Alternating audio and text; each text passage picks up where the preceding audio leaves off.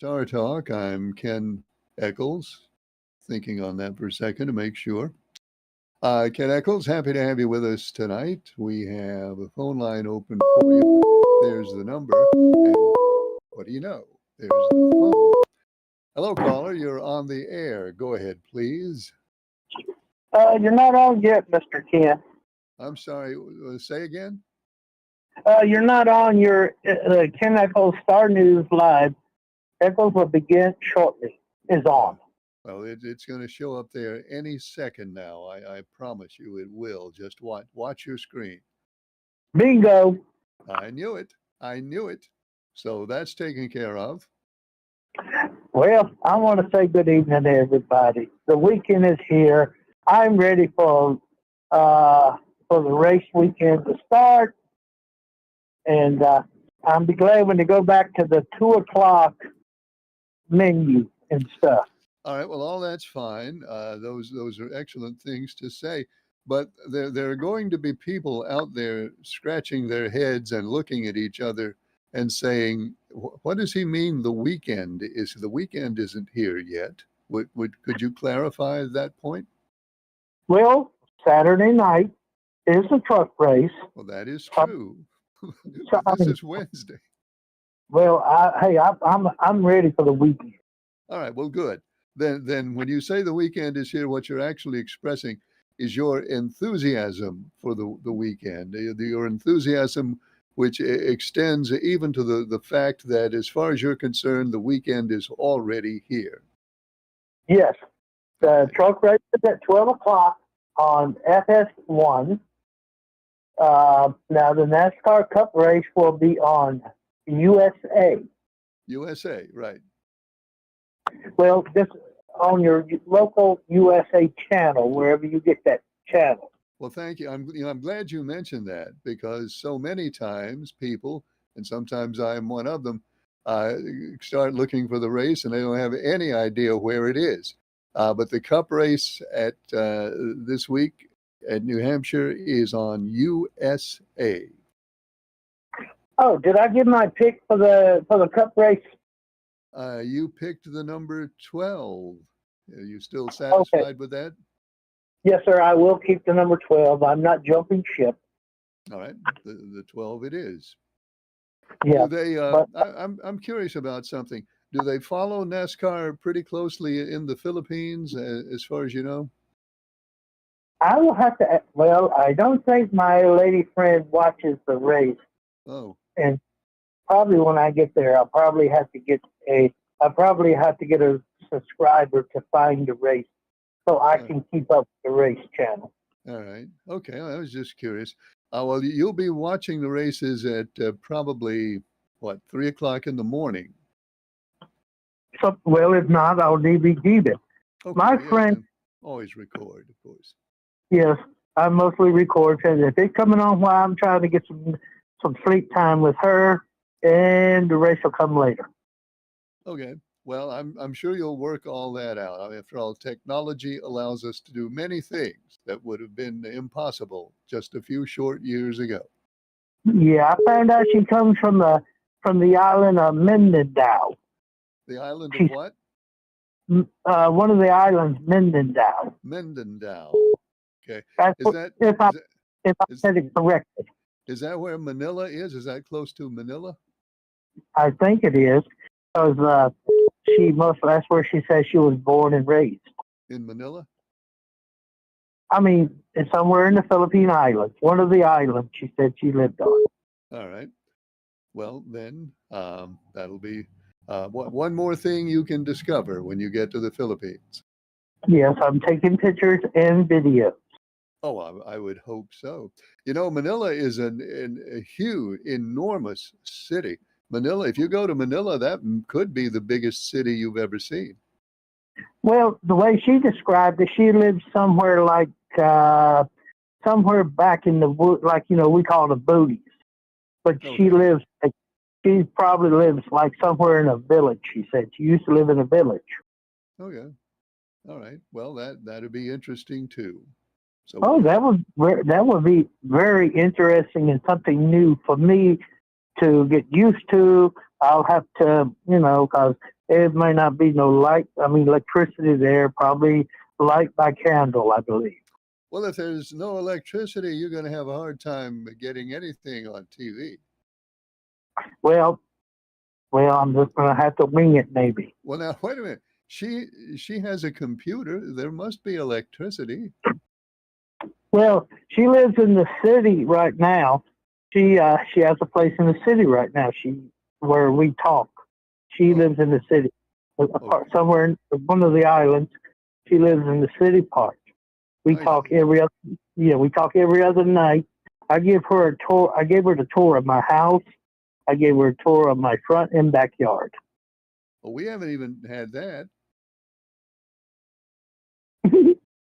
Well, I gave her a tour of my house, what it looks like. All right, but you didn't. I'm sure you didn't let her see any of your secret installations. So. She doesn't know about the man cave. Well, that's why we call them secret installations, because people don't know about them. And she does not know that I got an ongoing feud with several people. I don't tell her about that. Such as Tom Brady. Yeah, the GOAT. I heard he's coming out of retirement again. Have you heard that? No, but I hope. Well, if he does, I hope one team sends him to the ER for a while. Well, we understand. I think we all understand what you would hope for Tom Brady if he came out of retirement. Well, look, his his last game, he got clobbered. Ain't that a shame? It is. It is a shame. We'll leave it at that. And thanks for calling. Bye, sir. Okay, Charles from Danville, who is currently, where is Charles? Currently number 6 in the standings, and he has the 12 for New Hampshire.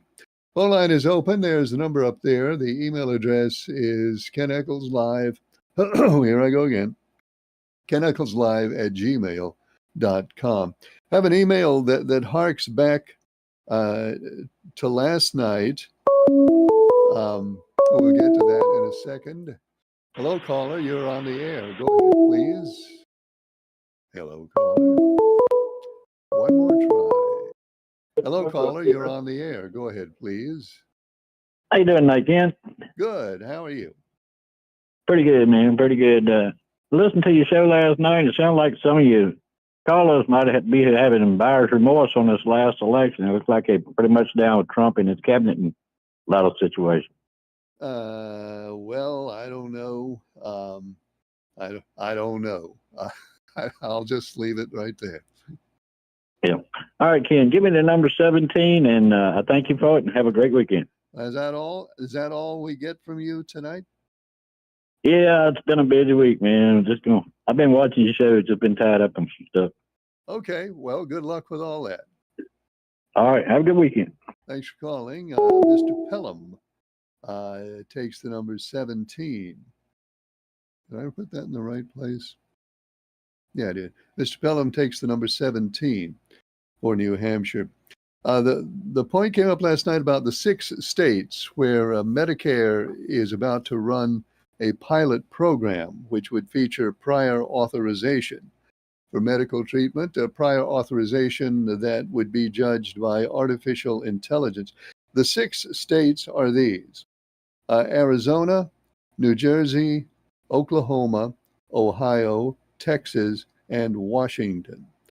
Arizona, New Jersey, Oklahoma, Ohio, Texas, and Washington. Those are the 6 states where that pilot program will run beginning in January. The emailer asked about the states, and then the emailer says, if I understood what you said, the companies will get money when they deny treatment for a Medicare patient. Don't you think that's a conflict of interest? Well, you could view it that way. Based on my understanding of the program, the companies that run the AIs that will decide whether or not you get a treatment will be paid when they deny a treatment. They'll get a percentage of the money that was saved. That's what it says. Hello, caller. You're on the air. Go ahead, please. Ken, this is Jerry. I'd just like to say, when the missionary was down here, they spoke to me about three kingdoms in heaven. And the first kingdom is God, Jesus Christ, and the Holy Ghost. And that's the kingdom I will be at. And for everybody that disobeyed God's words, they'll be in that second kingdom without God. But I'll be in that first kingdom with God because I got a real cool heart towards people. And thanks for taking my call, sir. Well, thank you, Jerry. Thank you for calling. Phone line is open at that number. The email address, keneckleslive@gmail.com. So yeah, emailer, that is my understanding of it. The way they will make their money is by getting a percentage. Say that your doctor orders a test for you that costs $10,000. If the AI denies that test for you, then the company gets a percentage. I don't know what the percentage is, but they will get some percentage of the $10,000 that Medicare will not be spending on the test. Now, there's probably more to it than that. I only know what has been published to this point. I hope there's more to it than that, because on the surface of it, it sounds like it does sound as though there would be a pretty strong incentive for the AI to deny the coverage, because that's when the company gets money. But don't take that as the final word on how it's going to work, because as far as I know, they have not released the full details of the program yet. So what I have said right now is all I know, and as far as I know, all that has been made public to this point. But again, it is a first step toward introducing prior authorization to traditional Medicare. Of course, prior authorization is already a part of Medicare Advantage plans, the Medicare Part C. Has not been part of traditional Medicare, but clearly they're going to take a close look at making it part of traditional Medicare. So that's my knowledge about that as I sit here right now. Let's see. Here's an emailer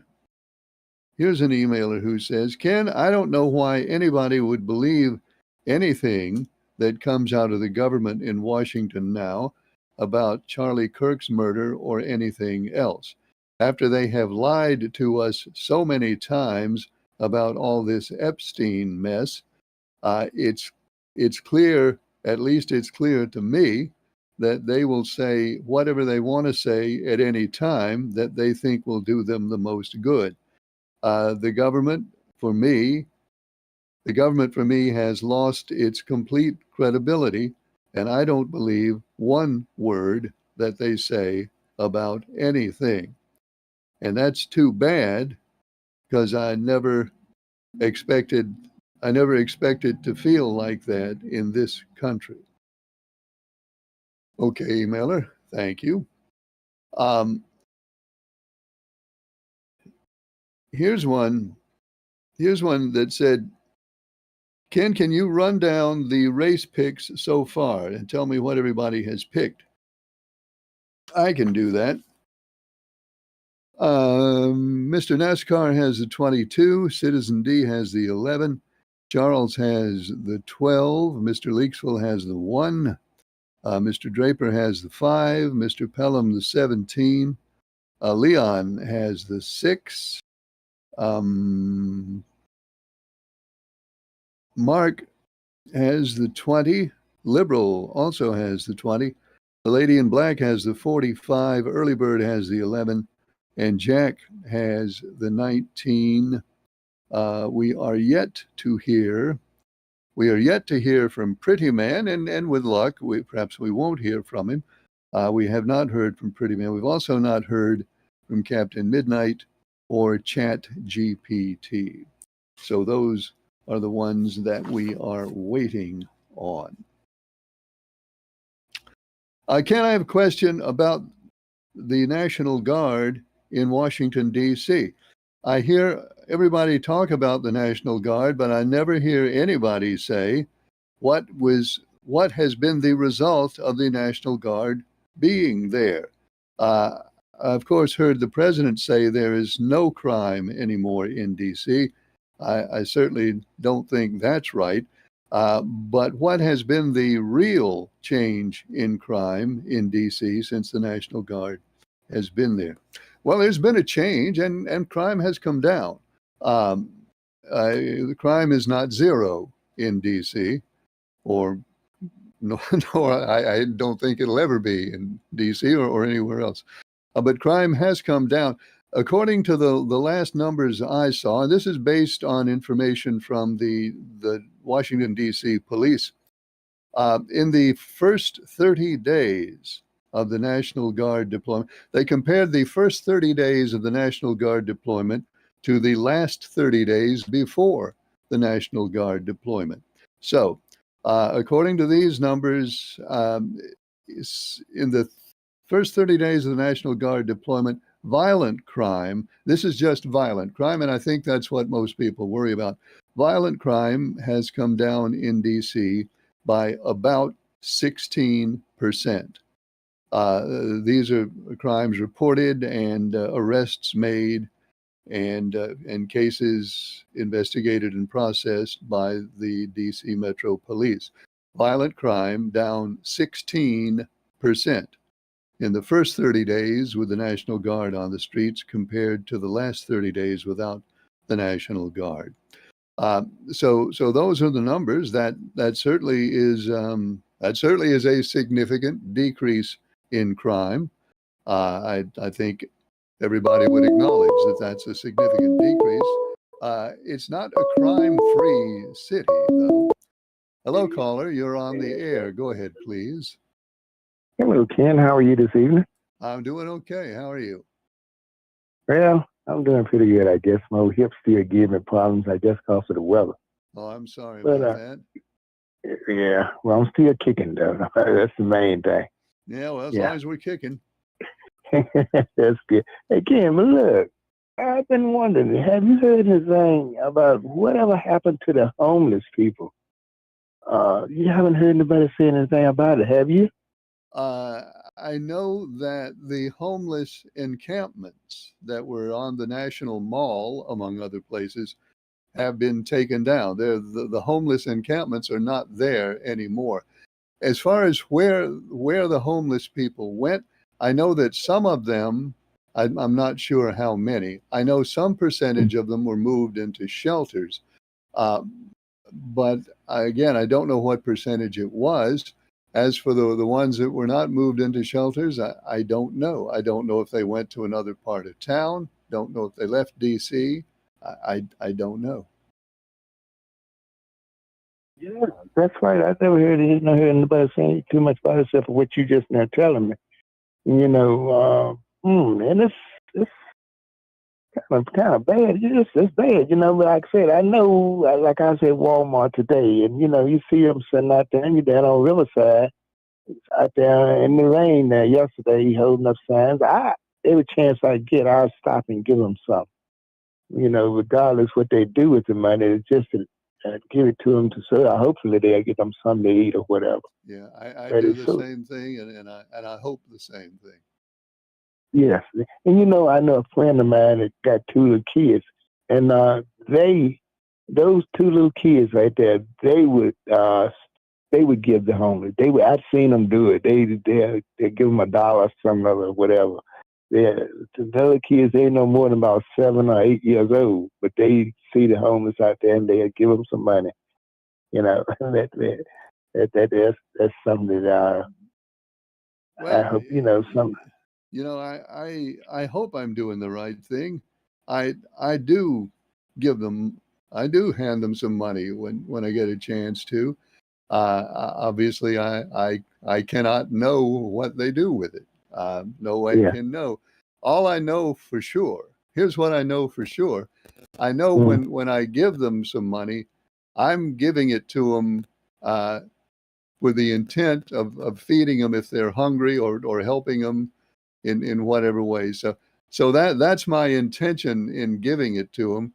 If that's not what they do with it, that's out of my control, because all I can do is try to do some good. Well, that is just so true, Ken. You know, I was, like I said, I was coming out of Walmart today, and I think I started a chain reaction. Was when I stopped right there, and I gave the lady some money right there, and I looked behind me, and there's another one stopped behind me, and then I looked and I seen the other one started, about 3 other cars stopped behind me. So even like you said, regardless of what they do with the money, you know, it's up to them. But you know, I give it from my heart. And that's the way you know, people should try to help them, you know, even though regardless of what they do. But I'm thinking that getting them something to eat, because once I see that they look like they need some food, you know, and I'm thinking that they're doing that. They're getting them something to eat with it or whatever. Well, I know, I mean, I know as well as you do that there are some scammers. They exist. Yeah. Who put people out to collect money, and it's a scam. I mean, I know that happens. I don't think that is most of them. I think most of those people are people who for whatever reason, I have no idea what the reason is, whatever reason they are in need. And I just think, you know, I think I'm supposed to try to help them if I can. Yes, so I do. Yeah, that's what I do too, Ken. And like I said, the three people I seen out there yesterday, they're in the rain. They're standing out in that rain. And they're not out there to do, I don't think, about no alcohol or whatever. I don't think. They're out there to try to get them something to eat. And then, like I said, anyway. But anyway, Ken, I thank you for taking my call, and you have a blessed evening. Well, thanks for calling. Good to hear from you. The phone line's open up there at that number. The email address is keneccleslive@gmail.com. Hello, caller. You're on the air. Go ahead, please. Okay, just a second. I like what you're saying about helping the homeless. I believe there'll be a time that we'll ask. I don't know if it's up to us to decide whether they need it or not, but I would hate to say no and they need it, and God asked me why I didn't help. So, well, go ahead. I agree with you. I mean, I don't know. I can't tell. I don't know whether they really need it or not. But when they're there and they look like they're in need, I think it's my Christian obligation is to try to help them.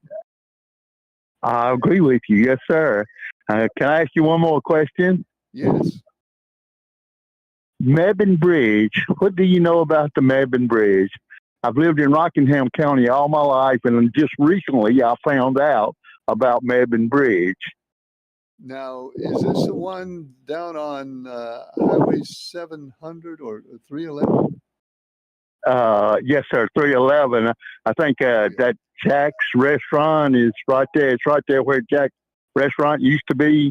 It's the one. I guess the one we used to call the Berry Hill Bridge. I'm wondering if I'm thinking. Oh no. This is a bridge that they started building back in the early 1900s, and they didn't finish it. It's right off up that.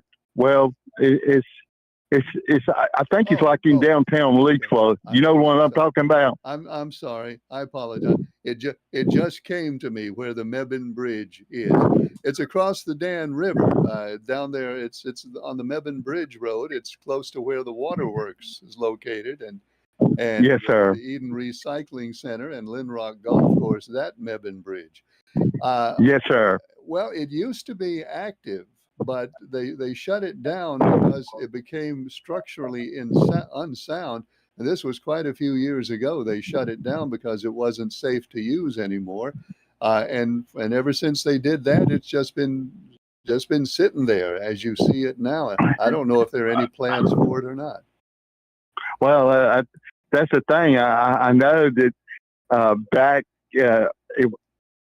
it was a lot of controversy about it in I say the early 1900s. I might have been around 1929, somewhere along there, that they built it, and they didn't have the money to pay for the contract to pay for it being built, according to what I can find out about it. But I've just often wondered about that because someone out of town asked me about it, and I didn't know what to tell them. Well, you know, Yes, I sir. don't know about that. Whatever happened back in the 20s, I'm not familiar with that. I'm just familiar with the fact that they shut it down. Within my memory, I'm not sure exactly what year it was, but I can remember when they shut it down because it wasn't safe, and nobody's done anything to it since, as far as I know. Sure. As far as the older story, if we have any local historians out there right Yeah. now who are listening to this I, and can tell us the story, whatever the story is about the Mebane Bridge, then I will ask them to call and fill us in on that because I don't know that uh, story. I would appreciate that. I enjoy your show. Thank you so much. Okay, well, thank you for calling. Can't believe I didn't I didn't know where the Mebane Bridge was. It took a minute or two for that to click in. Um, so yeah, um, I remember. I think I remember. Now I may be going off into Never Never Land here. I think I remember crossing the Mebane Bridge in a car at least once. So I believe that it has been open and useful within my memory. I think. Pretty sure it has. So who knows who's an expert on the Mebane Bridge? Somebody know the story of the Mebane Bridge, especially a story about construction that they couldn't pay for back in the 20s. If somebody knows that story, I'd love to hear that story if somebody has it. So give us a call with that. Phone line is open. There's a number up there. The email address is keneckleslive@gmail.com. And let's check for emails over here. Well, I'm not going to find any there. Let's check for emails over here. Ken, do you know if the Star News Plus stream on Roku is the same as the stream on Amazon Fire Stick? I don't know. Hang on. So we'll get back to this email in a second.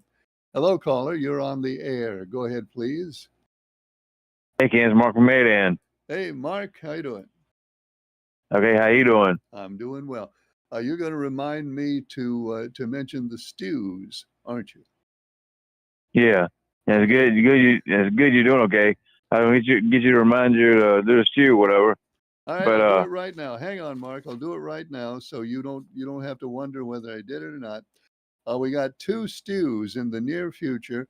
Sandy Ridge Fire Department on October 11th. It's they're having a big festival there in Sandy Ridge at the fire department. You can get stew for free, all you can eat, it says, from 10 a.m. till 1 p.m. And if there's anything left at 1 p.m., you can buy it. If you want more information, call 336-871-2334. But wait, there's more. The Mayodan Boy Scouts are having a stew on October 18th.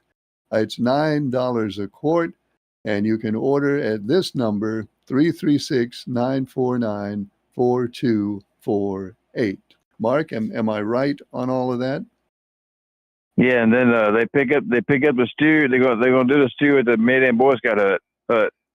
And where's that? On I think it's 4th Avenue. I think Maydan, 3rd or 4th Avenue, Maydan. Okay, Mayodan Boy Scout. You'll find it. If you don't know exactly, you'll find it. It's not that hard to find the Boy Scout hut in Mayodan. Or just leave it on the answer machine when you call and do your order. They'll call you back and tell you where it's gonna be at. Okay, you can do that too.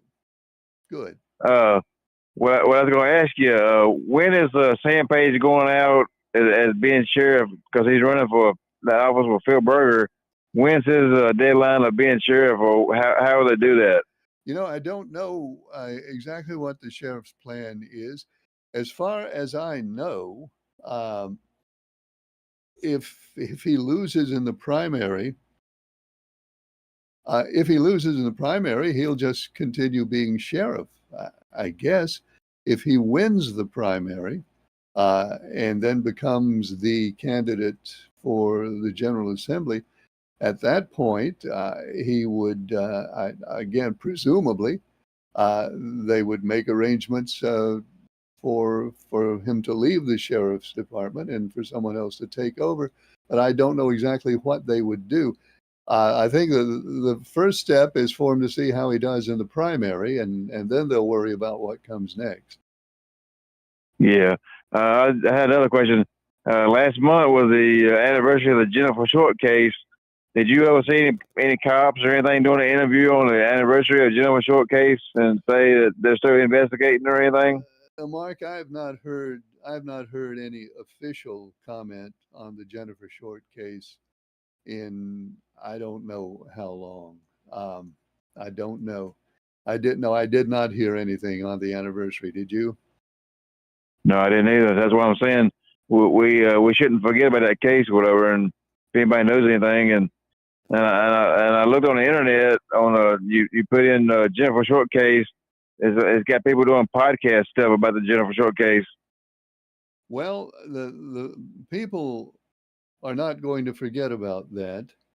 As far as the police go, I'm sure the police have not forgotten about it. I'm not don't want to suggest that they've forgotten about it, but it may be that they have run out of leads.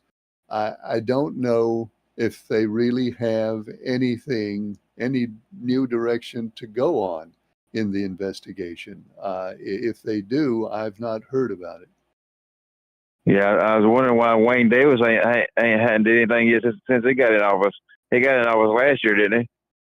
Well, again, Mark, the reason I think if it looks like they're not doing anything, it's because they don't have anything to go on.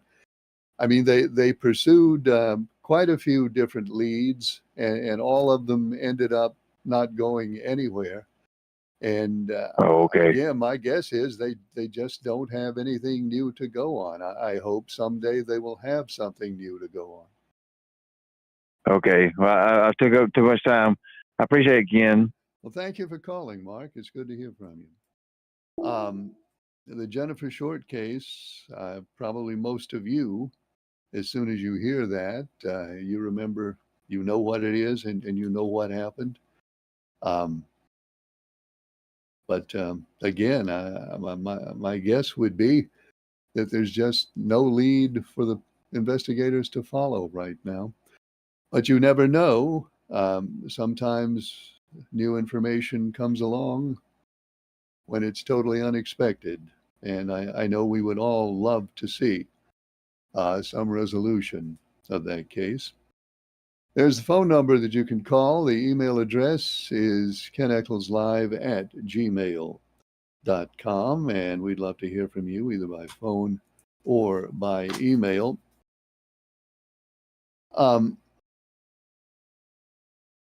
There's a tropical storm. I don't want to start a panic here, but there he is. I'm going to mention it. But wait, let me finish this other email first. Do you know if the Star News Plus stream on Roku is the same as the stream on Amazon Fire Stick? It ought to be. As far as I know, it is. Then the emailer says, really wish Star News would stream the live feed from Reidsville and the Martinsville live feed on a streaming app like ESPN has done with all their channels. Again, Citizen D would pay a couple of dollars a month, especially if high school football and basketball games could be broadcast again. Well, I think that'd be a great idea to have separate streams. I don't know, and I'm in an area now where I don't know. So that's the first thing I'll say. I don't know if that's something that has been talked about or imagined or planned for. I don't know. So I really can't say any more about that. But I would certainly love to get a chance to get high school football and basketball back on. And if I had a couple of different streams, could have schools in Virginia on one stream and schools here in North Carolina on another stream. I think that'd be a great thing for Star News. It might even make some money. And I'm not against the company making money. I don't think any of us are against that. But and also it'd be a great service for the listeners. I'm not predicting that that's going to happen because I am, as I've mentioned many times, not only am I the low person on the totem pole at Star News, I'm not even above. I'm so far down the totem pole that I'm actually underneath the surface. You don't even see me on the totem pole. So nothing I say is of any consequence to anybody under any circumstances. That's what I have to live with. But that would be good. I wish we did have high school basketball and football back on the air. We had that a long time ago. If you've been watching Star News for a very, very long time, you know that we used to have high school sports on the air, but money was an issue, and technical stuff was an issue, and stuff happened, and it can be sort of complicated to get all that done. But I'd love to see it again. Love to have it back on the air. Did I do? I'm old and I don't remember things. I think I may actually have done high school basketball and football on Star News back then. I think I did, or maybe I'm maybe just dreaming that. Sometimes it's hard to tell the difference. Let's see, emailer. Oh, the tropical storm had an email that said, Ken, there's another hurricane out there in the ocean now. We got lucky with the first one. Is this one going to hit North Carolina, and when would it hit? Because I like to go to the beach in the fall. What week should I not go to the beach? Well, you're asking something that's way, way beyond my reach right now. Starting with, is it going to hit the North Carolina coast? I have no idea. I don't think anybody has any idea. All I know is it's out there, and they've named it. And its name has escaped me. But it's way, way out there in the Atlantic right now. It is moving west toward the United States, but they always do. And sometimes they keep moving west until they hit us. Sometimes, as in the case with Erin a little while back, they turn and go north and never even hit the coast. So as far as telling you right now which week to plan your trip to the coast to avoid the storm, I'm not going to take a guess at that. I don't know. I don't think anybody knows. And the Old Farmer's Almanac, I'm going to get in trouble again. The Old Farmer's Almanac, which is, of course, my only source for weather forecast information, does not, and unfortunately, does not break down its forecast to individual weeks. So that's something they haven't done that at the Old Farmer's Almanac yet. Maybe that's to save space. There's a lot of important stuff they have to get into the Old Farmer's Almanac.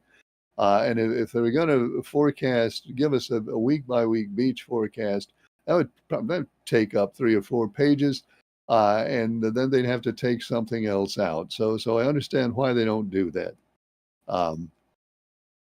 That's one possible reason why they don't do that.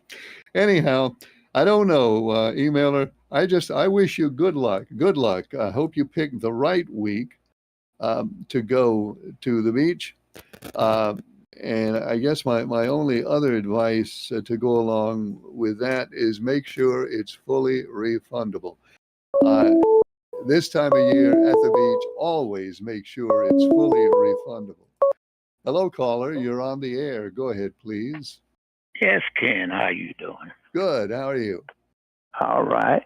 Look, I agree with you and the earlier gentleman about giving to the homeless.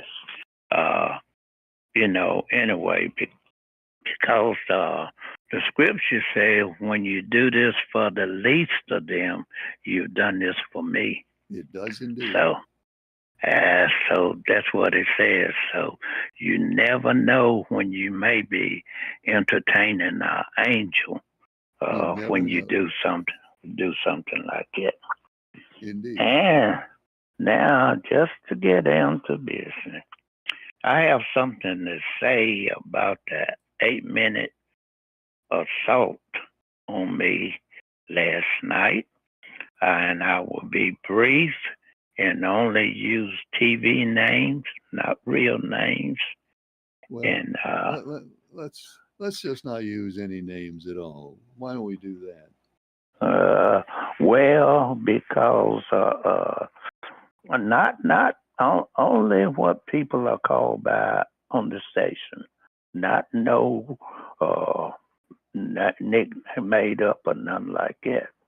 But since the person was allowed to call us uneducated, uninformed, left-wing lunatics and all like that, I feel like I have a right to respond in an orderly way. You have a right to say what your opinion is, but I don't. Yeah. When he was saying lunatic, I don't think that was specifically aimed at you. But I'll just leave it at that. Yeah. Okay. Now we've heard it from the liberal and Mr. Draper. Trump, Bondi, and Patel all are lying to us. We should have known that when we heard Mexico was going to pay for the wall. But the thing that puzzles me is if Mr. Robinson is not the killer of Charlie, then how did they get him to confess to a crime that brings the death penalty? Now, my question is puzzling how you get an innocent person to confess to a crime and that carries the death penalty with it. Now, that part is really got me puzzled, and no one has been able to explain that to me. Has he confessed to the police? No, to his lover and his roommate, which I feel like he would tell him things he's not going to tell the police, because he also told him not to talk to the police. Say nothing and get you a lawyer. Don't you remember reading that in his texts? I know. I read about what he posted on Discord, where he said that was me yesterday at UVU. I know about that. I don't know that he has actually sat in a police interview and confessed. If he's done that, I don't know about that. And I think that's the only thing that actually would count as a confession. Yeah, and they found. And another thing is, why would you go to the scene of an assassination with a long gun, your rifle, and then run across the roof of a building with your rifle after someone else have assassinated someone? Well, that wouldn't make any sense. There's so much that doesn't make any sense. I mean, why would you, if you had just committed a murder from the roof of a building, why would you take the rifle apart and then climb off the building and then put the rifle back together and put it in a bush. That doesn't make any sense either. I didn't see it when they showed him up there. I didn't see him take it apart. Well, I didn't see it either. I know. I'm Yeah, not saying that's what, I'm saying that's what Yeah. the FBI says that he said did. they took it apart, or said it was apart when they found it. According to the FBI report, this is as I understand it, their contention is that he disassembled the rifle while he was still on the roof, and then he Yeah. climbed down and went through the woods to escape, and at some point put the rifle back together and put it in a bush. That's my understanding of the story that the FBI is telling. And another thing is, if it's really not him, but someone was close enough to assassinate this most popular figure and everything, is, I'll say, really next to the president for his popularity and everything in the right-wing party. If he was that popular, how did anyone get close enough to shoot him in the back of the head, and then no one captured them? Seemed like Secret Service, not only those people that I named, but their Secret Service would have to be in on it also, for no effort to capture the real person, or the person that they claiming on the other website. I don't know the answers. I don't know the answers to your questions. I don't. I wish I did. I mean, Yeah. a lot of people wish they knew the answers to every one of those questions. I don't know. Right. And see, I mean, if all of these people that's involved, President Bondi and Patel, all of those are involved, for this to happen to one of their own, then, and someone else is charged, then they lying to us about what they have and what really happened, then this would be the greatest cover-up since John F. since Kennedy assassination. Well, again, I can't clear any of that up for you. I don't know. There are a lot of questions. Certainly, you've asked some of the questions. There are a lot of other questions that people are asking that are not being effectively answered. And for the government, for this to come on the heels of the Epstein business, which has convinced millions and millions of people that this government cannot be believed because the way they've handled the Epstein files, it is a very confusing and uncertain situation, to say the least. And see, what amazed me is this is the government, and this is the president that I've heard certain people brag on for 5 and 10 years, when I felt contrary and I was scrutinized for my position and everything, which everyone entitled to theirs. This is the government and the president that was going to be the greatest of all time. And now we find out that on 2 occasions here, Epstein and this, that the American people have been lied to. I just feel like that's amazing, and that's all I have to say on the subject tonight. And thank you, Ken, for taking my call. And I don't think I think I handled it in a personal way, and I didn't yell and scream. Well, thanks for Thank you. calling, and the phone line is open right now. There's the number. Not too much time left. You can also email us at keneccleslive@gmail.com. And let's see what we have over here. Hi, Ken. Just wondering who's your guy for this week, and where are you in the standings if you were allowed to play? This my ongoing saga would place me in. I had it written down. I had myself. Oh yeah, I'd be 11th now.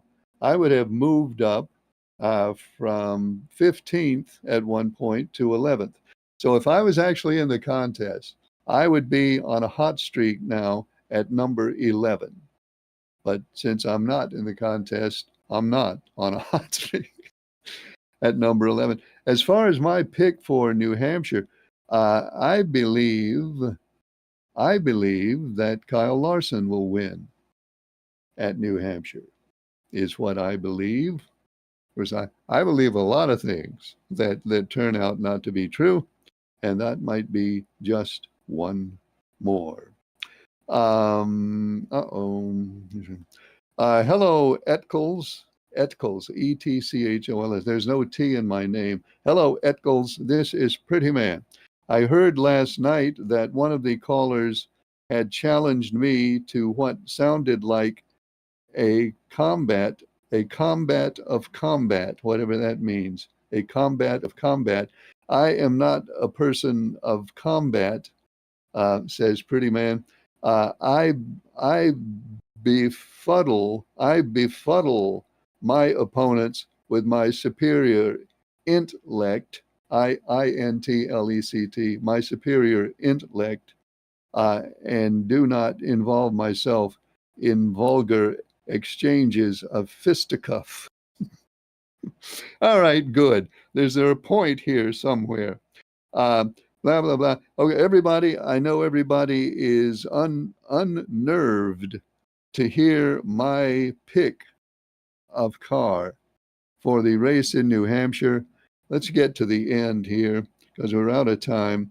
I, Pretty Man, have the number 19 for New Hampshire. So there it is. Pretty Man takes the 19 for New Hampshire, and that'll be the last thing we do because we're out of time. We're on the air Mondays, Tuesdays, and Wednesdays. I hope you'll join us next time. Thanks for watching. I'm Ken Eccles.